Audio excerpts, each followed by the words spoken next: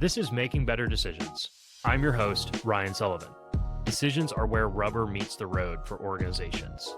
Each week, we'll be learning from people who are on the front lines of turning raw data into better outcomes for their organizations. This show is sponsored by Canopy Analytic, helping companies make better decisions using data. Hey, everybody. Welcome to another episode of the Making Better Decisions podcast. Today's guest got an undergrad in math from Michigan Tech and then went on to get a PhD from the University of Pittsburgh in statistics. He then moved over to Nationwide, where he did everything from data, marketing, sales, and analytics. Then on to Sherwin Williams. He started as the director of data science and is now currently lead data scientist and manager of innovation and AI governance at Sherwin Williams. Welcome to the show, David Wendt. Glad to be here. Yeah, thank you so much for taking the time. So I'm going to hop right in. What is one thing you wish more people knew about using data to make better decisions? Data science and data is not magic. We can do a lot of incredible looking stuff, but there's a lot of work behind the scenes. Say more. So in this world of generative AI, it's still a hot topic button. We get requests all the time, and they're like, can I summarize these 100 documents? They're all different, and some of them are PDF, and some of them are something else. And well, we don't really have a good way to get them to you. But can you just quickly summarize those? Yes, maybe. Once we get the structures set up and the APIs arranged and everything else. But it takes some time and it takes some thought, and it's not going to be done tomorrow. Tell me if and how much the proliferation of generative AI changes or doesn't change that. Both. It's always been there. Throughout my career, people are like, can you? And the answer is usually yes. By tomorrow, the answer is probably not. And so that's always been true. I think what has changed is, despite terms like big data, data science, data mining sort of hitting the media cycles at their points in time, generative AI and AI blasted onto the scene was a huge part of the media cycle and continues to be so. When you then combine that with vendors who want to take advantage of that and start to say that, they've got AI and, if you don't buy our product, you're falling behind your competitors, it just turns it up a bit. So the desire for magic's always been there, but I think the media and the newness of generative AI have definitely turned up the thermostat. Yeah. One of the things from my personal experience that really resonates for me with that comment, when I talk to friends and family and everything about what I do, they're kind of like, yeah, he like does computer stuff with numbers. He's like a math nerd. I don't really know. And I wonder how much of, the problem comes down really to folks like you and I, and then the folks that tend to ask stuff of you and I, having different definitions of what the word magic is. What advice can you provide to both sides to meet in the middle? I mean, the first side for the data analyst, keep in mind that your perception of the world is different than your audience, than your requester, and really try to put yourself in their seat to understand what the ask is. Advice you will get sometimes when talking about critical conversations, and really setting up an analysis can be a critical conversation, is, ask 5 whys. Okay, why? What's the goal? Really dig into those questions. From the side of the requester, be confident enough in your lack of knowledge to not try and speak math speak.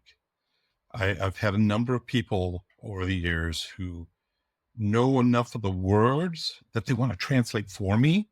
But that often leads to more miscommunications and frustrations on both parts. So really, as a requester of a data analysis, come with the problem. Don't come with a solution. Don't come with, I think I want this sort of analysis. Come with the problem. I really need to understand X, and let the data analyst help you figure out where to go from there. One of the recurring themes on the podcast is this, if I can be slightly loose with the definition, kind of concept of empathy, right? Of being able to like put each person putting themselves in the other person's shoes and trying to kind of understand where they're coming from. But I think your advice there is particularly useful because it's so explicit. And I think that one of kind of my personal soapbox speeches is around the idea of a good data professional needs to be relentlessly curious about how what they're building impacts the actual business operations. Otherwise it's real easy to go off and spend big bags of money for shiny technology that ultimately is a disappointment to the business. I wonder sometimes, okay, we have these technical folks, very technical folks on our side. To say that it is um, an in demand skill for a person on the data side of the house to fully understand as much of the business as one of those business people would be an understatement. So tell me a little bit on the data side, how can we get better? I think the curiosity is there, but how can we develop the competence to be able to do a good job asking those whys? That's a that is a really, really good question. And I think it can vary by the individual. So I'm going to talk about one of the solutions we've put in place at a couple different places I worked, um, that can help some. And the current way we're namely describing it is business enablement. So we have a team of folks who understand and can communicate with our analysts, who then work with the business to identify where the priorities are and scope the problems. So that helps the general population. Um, the bigger problem, though, is you nailed it. Is we ask, whether it's math major, science, statistician, IT, data science, whatever you call, we ask you to be really good at these technical skills, and that draws a certain type of person. Um, my wife has been binging Big Bang Theory, and so you can sort of think of them as the Sheldons of the world. Um, they don't really have any interest in understanding the business knowledge. They can, they're smart, they can pick it up. Um, but maybe their time is best spent being brilliant. Okay, that's all right. But then it's sort of incumbent on them and their team to recognize that and find them a partner who can be that translator, who can be that dig in. The other end of the extreme is sort of where I've gotten to my career. I spent, especially at Nationwide, spent a lot of time embedded in marketing organizations. I still reported through data science. I was on that floor, but I was in their team meetings.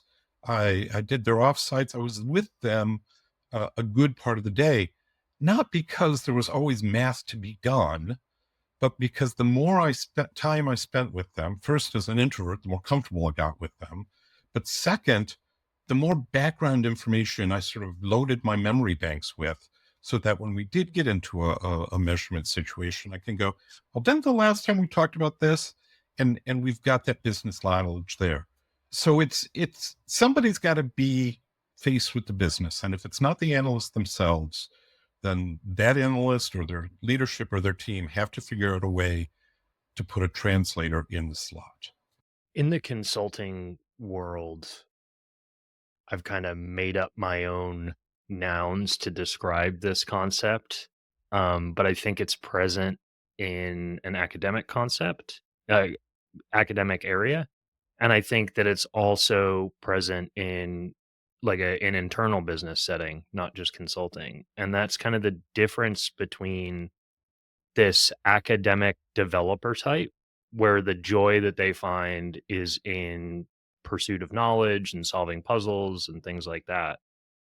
And then kind of the consultant advisor type, where the joy that they feel is in mapping those technical things to real world problems and like seeing the actual output. I also have a math undergrad. I did not pursue graduate study. But one of the things that I can say is that at different points in my life, I've found joy in both sides.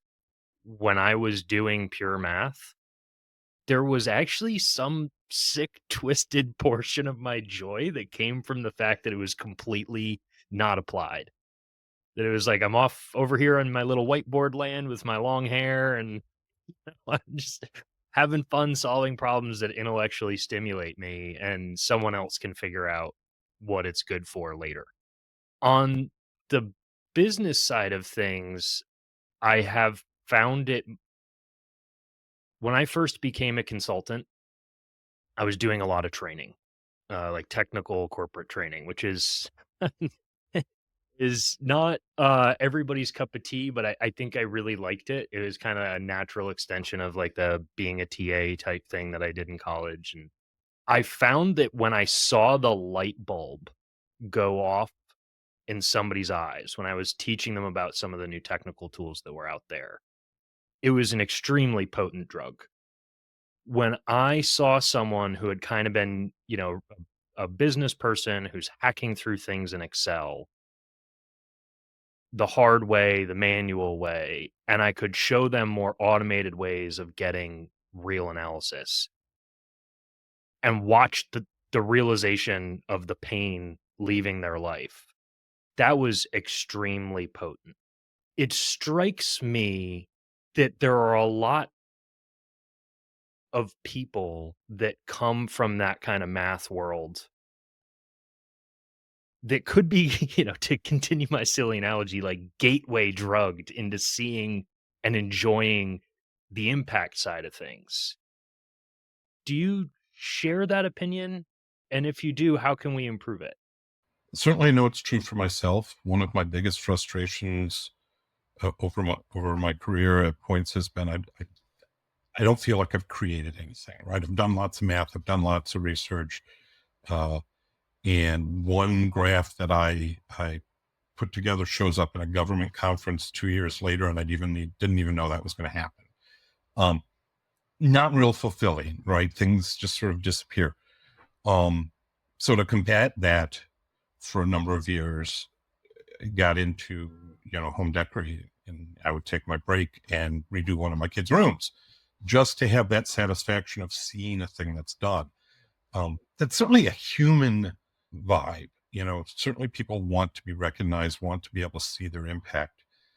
Um, is that true? The degree, I think, varies from person to person, but I think ultimately, the way you change behaviors or the way you encourage people to try new things is positive reinforcement. You know, hey, I know you're not normally with the customer, but you've done some really great work for them. We'd like to bring you in, have you interact with them, work with them. Maybe even pre-feed the customer and say part of this is to for you to praise the analyst. Um, and that starts to feed a positive cycle. The drawback is if you put that person in before they're ready, and this has happened to me, you get the negative feedback from the client, and you get what feels like attacks, probably just questions, um, and that can cause the reverse, the negative spiral. So, uh, I think ultimately it is the job of the leader, the team, to prepare those individuals for, hey, when people ask questions, they're just questions. They want to understand. You've shown them some really cool stuff. They want to dig deeper. That's them showing interest. But also working, and I don't see this often enough, but often working with the partners to say, hey, I'm bringing Ryan in. He's the one who's been doing the great work. Any positive reinforcement you have for him, that would be great. And we can expand the conversation from there. It's always individual, right? I've been passed over for some leadership jobs because that was my answer. They're like, well, how would you improve engagement? Well, I have to talk to the individuals on the team. And it's the same thing. How do you improve development? I got to figure out what makes them shine, what makes them excited, you know, and that's true whether it's development, whether it's engagement, whether it's teaching new skills, meet your team where they are, just like you would meet your customer where you are. Yeah. Organizations are collections of individual human beings, and that kind of goes back to a couple of times we've mentioned the theme of, different people derive joy and fulfillment from different things. And the more that we can figure that out and then map their role in that direction, the more we'll get out of them. Someone who's super excited about what they're doing is going to do brilliant things. One of the things that I found about my math undergrad was, particularly as an upperclassman, we were into some heady stuff, and obviously the folks like yourself that have continued that journey for another, 4, 5, 7, whatever years of postgraduate study and research, postdoc and all that stuff, they go even deeper.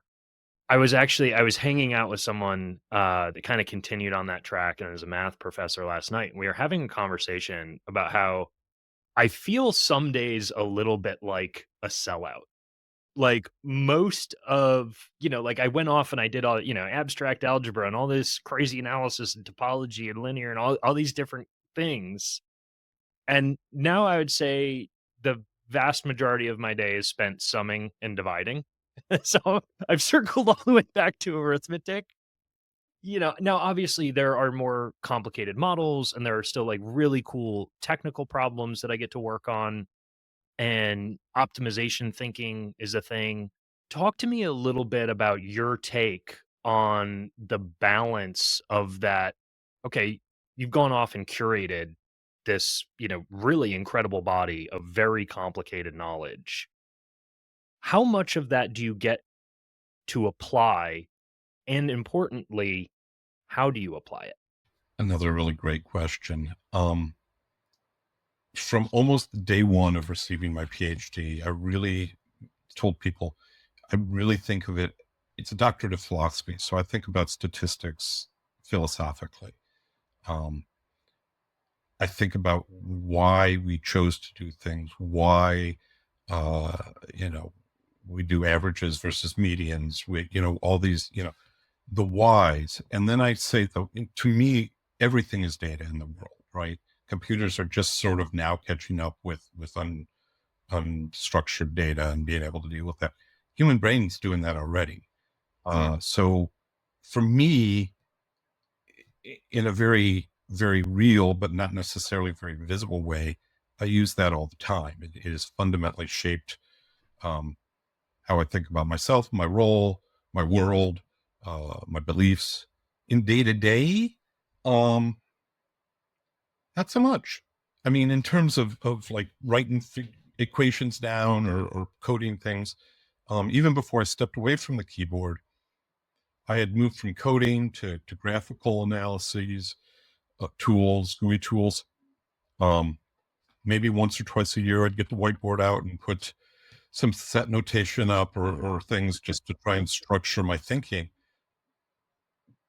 But it's not an everyday, and it's not a very visible way.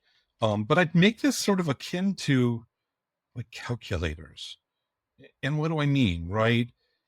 Kids today largely learn to use calculators in school, which I have a little bit, actually have a huge problem with. You should know how to do the addition, the subtraction, the division by hand. Once you understand that, I have no problems with calculators or tools. It's the same way with anything else, like set theory.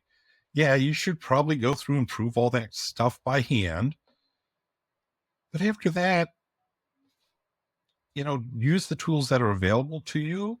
You work with the data in the shape it's in, right? Whether it's, especially in a corporate organization. I- For a lot of years, I made my career by being the guy who was willing to work with the sparse, messy, ugly data that nobody wanted a control group held out of. Okay, right? And I know why we do the things we do. So now let's see what we can do with what we have. Um, so yeah, like I say, in terms of writing stuff down, not very often. Still, maybe once or twice a year. In terms of how I think, every day, every day. Yeah, I love that. My admittedly less qualified opinion than your own is, I think, very much the same. There's a concept in technology that when something reaches full maturity and adoption, it disappears. Nobody thinks about how it works when they just tap someone's picture on their phone and they're talking to that human, even though they're in some distant location with nothing physical connecting. And I think a similar idea exists uh, philosophically or from a knowledge standpoint, that when like an idea or a set of ideas gets fully adopted, it can become invisible. Again, I think my uh, somewhat unqualified opinion is just like having done bachelor studies in math, like there was no area of mathematics that I ever truly became an expert in.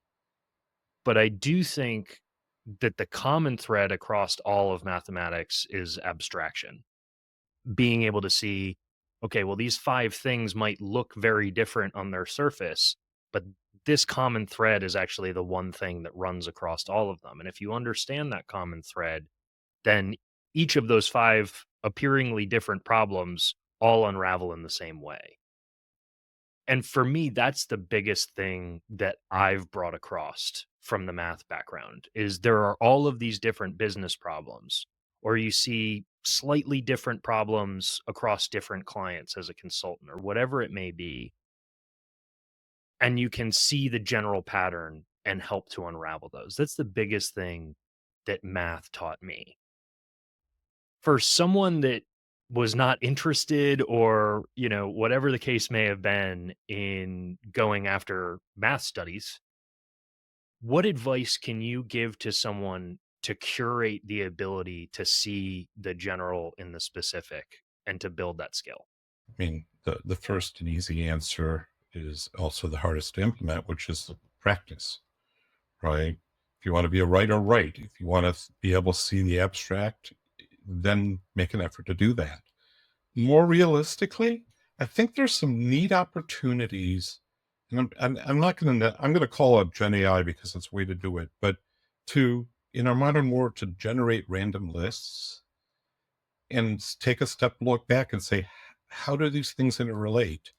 Um, One of my leaders over the years would institute half day sabbaticals, um, where part of what you needed to do, go to the library. He gave us two random Dewey Decimal numbers and get the books closest to those and find common threads behind them. Find how those things might tie back to the work we're doing. So I remember one time, I think I got a book on the musical Cats and I got a book on ancient sailing. And you go, wow, what the heck? And I don't remember what all I came up with, but what I do remember still vividly in my mind is sails are chosen. The cloth for sails are chosen for a very particular reason. They have an amount of give, and that's what lets them blow boats around. But if they get pushed too far, they deform and won't return to their original shape. What? Why? So what? Well, part of that on that team, we were working on the enterprise engagement and how do you measure it and how do you work with that, whatever.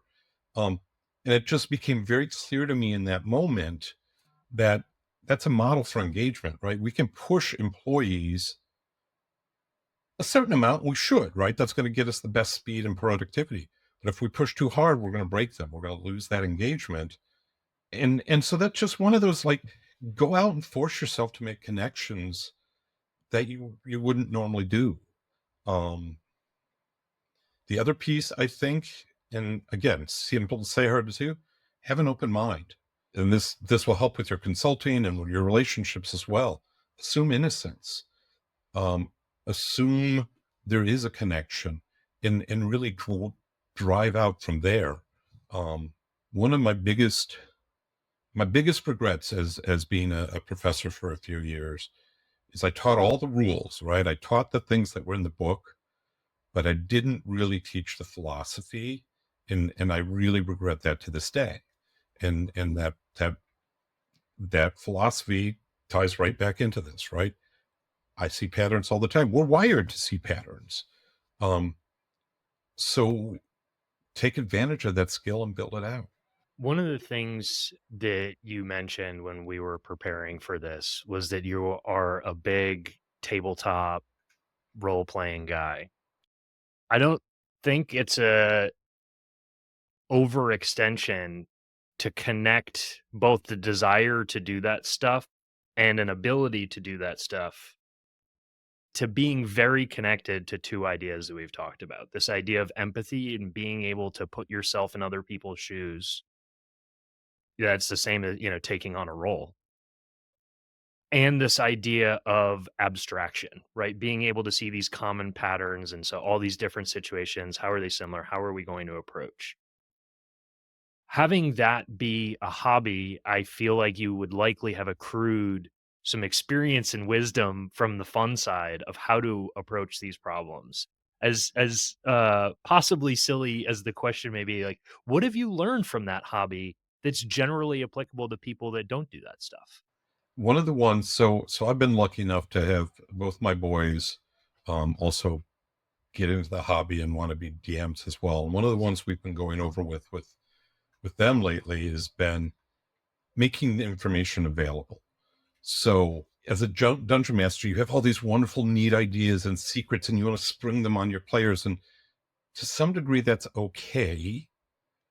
But if you want the story to go in a certain way, or if you need things to progress in a certain way, you need to actually probably communicate with your players and say, hey, this is the sort of story I'm going to tell. This is the sort of thing that's going to come up. We're going to do a time travel thing coming up here in a session or two. Be prepared, you know, and get them involved.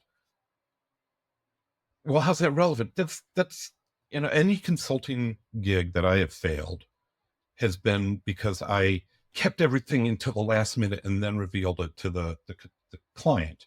Mm. Whereas if I had brought them along, said, hey, we're thinking going this way, doing that thing, um, the failure would have been mitigated if not completely eliminated.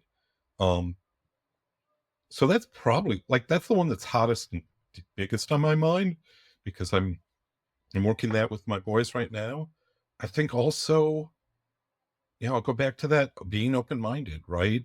Whether I'm playing or I'm running, somebody at the table is going to surprise me. Somebody is going to come up with something I never thought of.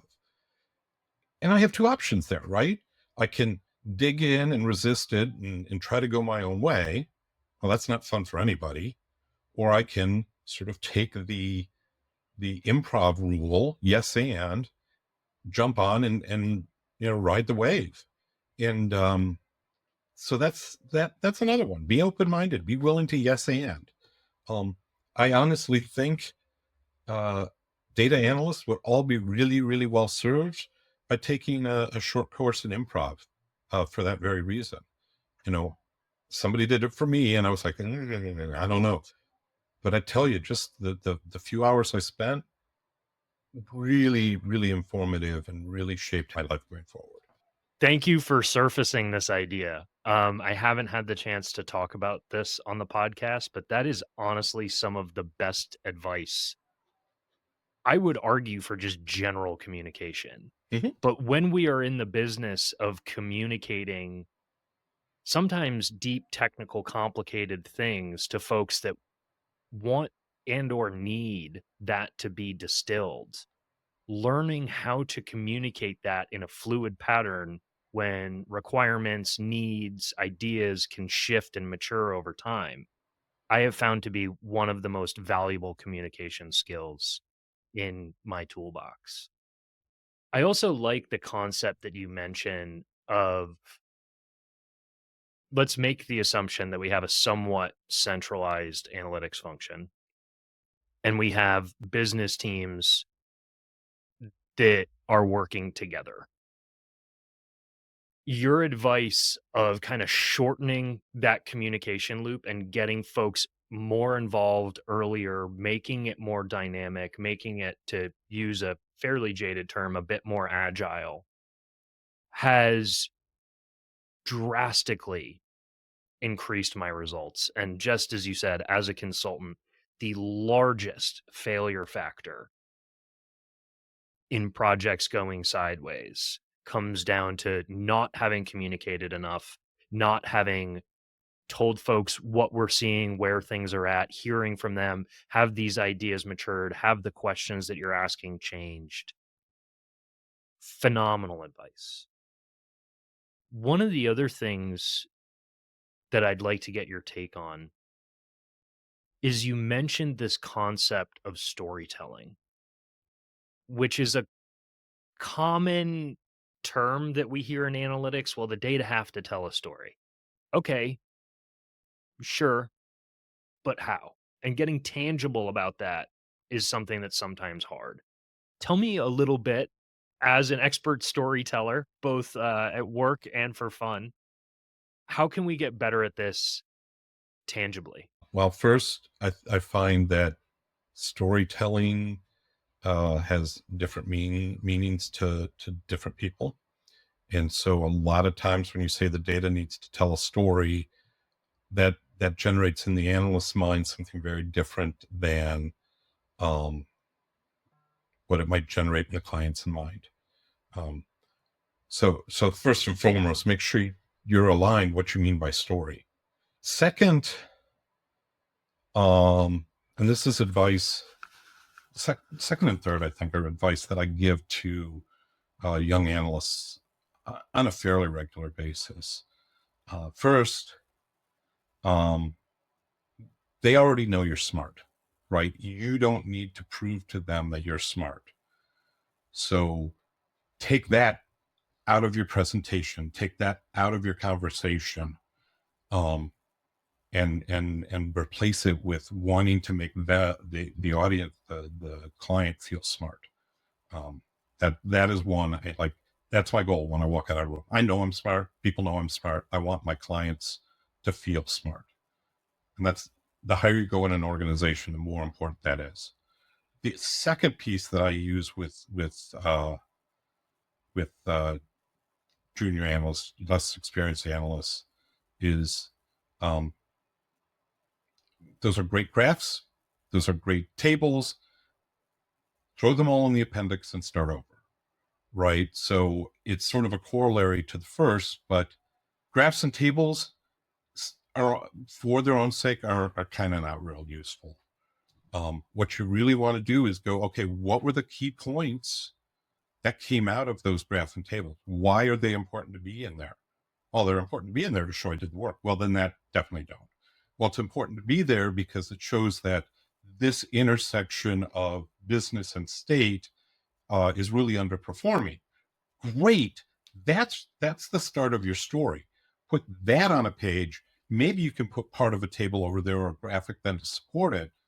But really, don't tell me numbers. Don't tell me anything else. Tell me why it's important. And more importantly, why it's important to your client.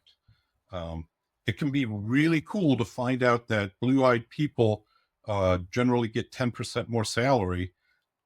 That probably doesn't help anybody, so that's probably not something we want to throw into our presentation.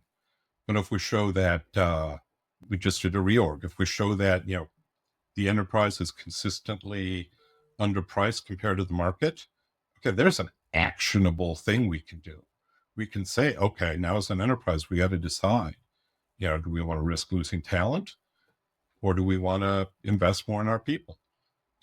Give, I guess then that wraps it all together in a bow. Your story should be giving your clients decisions they can make, and explicit decisions they can make.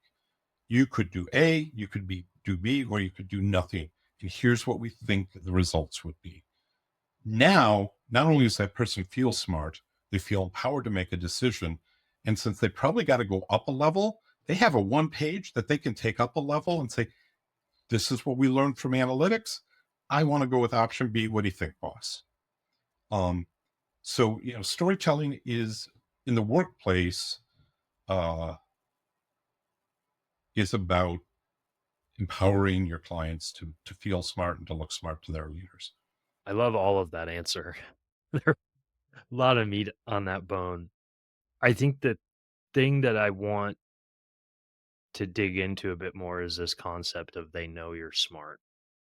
Um, I think that's really good advice. So when I started my consultancy, I think it's safe to say, I had learned a little bit about business operations and all of that kind of stuff, but my bread and butter was kind of the tech, the doing the work, being a consultant. And so as I've kind of transitioned into having to learn how to do sales and marketing and kind of put myself out there a little bit more, I've had to learn this lesson over and over again in every different area. And maybe smart isn't always exactly the right word for these different situations, but for example, right, in marketing, I know that you have some marketing experience in your history as well. My initial thought when I was generating marketing materials is like, hey, people have options for different consultants. I need to show them that we're super high quality and we'll do a really good job with the tech and with communicating with them. And, we'll go the extra mile. And so I generated all this stuff. And then I was talking to someone that I work with, because I brought them on to help me improve my marketing. And he was like, okay, so this is great. I get why you did this, but this is kind of a lot of chest beating. Right, and I'm like, "Well, yeah, I want them to know that we can do a really good job and that we care about them." And he's like, "Yeah, so you're talking to them, you should be talking about them." And I was like, going back to the math days, there would be certain times where someone would just, like, write something, mathematical from one of the great thinkers on the board, and you'd just be like, "Wow." As soon as I see it, I know that it's undeniably true. It's simple, it's elegant, and I could have never gotten there on my own. Now that I see it, I can never unsee it. Like this elegance has unlocked something in my mind, but I never would have gotten there on my own. I wonder how can folks get better at this? This was hard for me. And it's not just kind of like chest beating. It's more just kind of full circle about developing that empathy of being able to put ourselves in the place of the consumer, being able to collaborate with them. Obviously there's a certain amount of just do it. But what other advice can you help? We live in a world where hatred is visible everywhere. Um, Whether it's real or imagined, you can see it. And that makes us as human beings, by and large, insecure, right? So, I never would want to minimize or trivialize the challenges of others. But for myself, you know, I was picked on and ostracized because I was the smart kid. Um, what that does to a person is make them insecure and want to protect themselves. And so growing up and living in a world like this, we then walk into, virtually or otherwise, a space with another human being. We have this natural desire to puff ourselves up and protect ourselves, like a cat will get all puffy when they don't want to be attacked, right? um it's the same thing. We're puffing ourselves up, we're trying to protect ourselves. But take that step back, right? You're there in the room for a reason. Learn from who's across the way, share your thoughts. You said it yourself. It's almost never about you, period, full stop. Whether it's a badly written email, someone is behaving poorly in a video call, um, you know, friends look like they're ignoring you at a party, whatever it is, it's almost never about you. And so, that is, the practical answer is take those moments when you can, breathe in, breathe out, and remember that. One of the turning points in my career was I made a decision one day. I was going to assume every email was written with positive intent, no matter how nasty or poorly written it was. I'm going to just assume that they're just trying to do their job. Mind blowing. It changed how I read it. It changed how I reacted, and it honestly made me healthier. And so I just kept adding to that over the years, right? I'm going in. They've asked me to present. Great. I don't have to, prove I'm smart. I actually very rarely pull my PhD out. And I just talk, right? I share what I can. For me, ultimately, that's led to this personal mission to help everyone be successful. And I don't care what that means, right? Is that successful in your job? Is that successful in your relationship? Whatever it is. And that mindset shifting to that rather than I've got to get promoted or I've got to do this or has made me so much more successful, made me so much more relaxed. And it's really, changed how I get to interact with people. And I know can change things for everyone. Is it any of that easy? No. But the tactical, practical thing is like with any other skill, make a conscious decision. All right, I'm going to read this email in a different way. I'm going to go into that meeting with a humble confidence rather than a nervous driven confidence. Own yourself, know yourself. That's the only thing you can change. There is absolutely no way I can add anything to that or top that. What a phenomenal answer. And yeah, definitely showing the philosophy in the PhD side of that. Thank you for the insight and the vulnerability there as well. Continuing the transition to the personal, we mentioned, the RPG tabletop stuff. What else do you love to do? What else makes you tick? There are two answers. The first is I have after 25 years refound the love of my life, and we recently got married in the last 3-4 years, during the end of COVID, and just being with her is a magical thing for me. Not a lot of people can do that. There's only the one of her. So one of my other big hobbies, and if I pan the camera over here, I'm really gotten into 3D printing over the last few years. I adopted the very early $100 CompuCity models and played with those. I've upgraded a couple times and now have a couple printers that I'm really happy about. And it's the joy for me, again, back to seeing something that's done. I think that's part of the reason I love the 3D printing. But it also lets me make things for people. Whether it's a pumpkin decoration for my wife for the holidays, whether it's Captain Planet rings because my boss made a lengthy Captain Planet analogy. Whatever it is, like just being able to share that little bit of what I do and bring that little bit of joy to people.